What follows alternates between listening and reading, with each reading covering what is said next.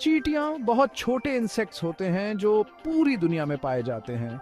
ये बहुत ही interesting creatures हैं जिनका सोशल स्ट्रक्चर बहुत कॉम्प्लेक्स होता है। आप इन्हें अपने बैकयार्ड में, पार्क में, यहाँ तक कि साइडवॉक्स के क्रैक्स में भी देख सकते हैं।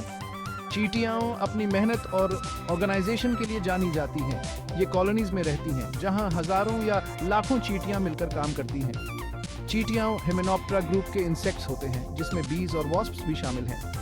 दूसरे इंसेक्ट्स की तरह चींटियों के शरीर के 3 पार्ट्स होते हैं: हेड, थोरैक्स और एब्डोमेन। अपने छोटे साइज के बावजूद चींटियां हमारे एनवायरनमेंट में बहुत इंपॉर्टेंट रोल प्ले करती हैं। आइए इन अमेजिंग क्रीचर्स के बारे में और जानें। क्या आपको पता है कि पूरी दुनिया में 12,000 से भी ज्यादा स्पीशीज की चींटियां होती हैं? हर स्पीशीज की अपनी यूनिक कैरेक्टरिस्टिक्स और एडेप्टेशंस होती है। कुछ कॉमन टाइप्स की चींटियों में कारपेंटर एंट्स, फायर एंट्स और लीफ कटर एंट्स शामिल हैं। चींटियां कॉलोनीज में रहती हैं जहां एक क्वीन रूल करती है। क्वीन का सबसे इंपॉर्टेंट काम एग्स देना होता है। बाकी ज्यादातर चींटियां फीमेल वर्कर एंट्स होती हैं। वर्कर एंट्स के अलग अलग रोल्स होते हैं, जैसे खाना कलेक्ट करना, बच्चों की देखभाल करना और कॉलोनी की रक्षा करना। कॉलोनी एक वेल ऑयल्ड मशीन की तरह फंक्शन करती है जहां हर चींटी ग्रुप की सक्सेस में कंट्रीब्यूट करती है। चींटियां कंप्लीट मेटामॉर्फोसिस प्रोसेस से गुजरती हैं, यानी उनके डेवलपमेंट के कई स्टेजेस होते हैं। इसकी शुरुआत तब होती है जब क्वीन अपने एग्स देती है।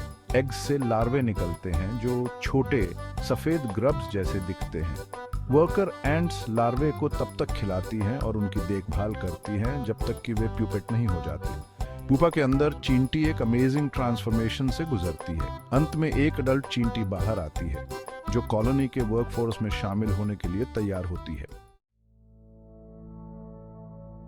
Section 4, communication and cooperation, the ant language. क्या आपने कभी चींटियों की एक लाइन देखी है जो खाने को अपने नेस्ट तक ले जा रही होती है?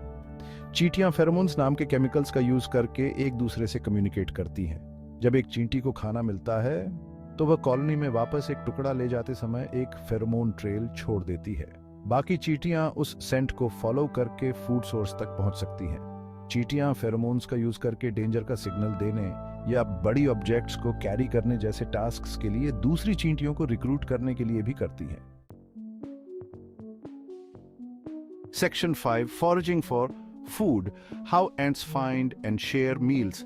चींटियां अपॉर्चुनिस्टिक फीडर्स होती हैं, यानी वे तरह तरह की चीजें खाती हैं। कुछ चींटियां हर्बिवोर्स होती हैं जो प्लांट्स और सीड्स खाती हैं।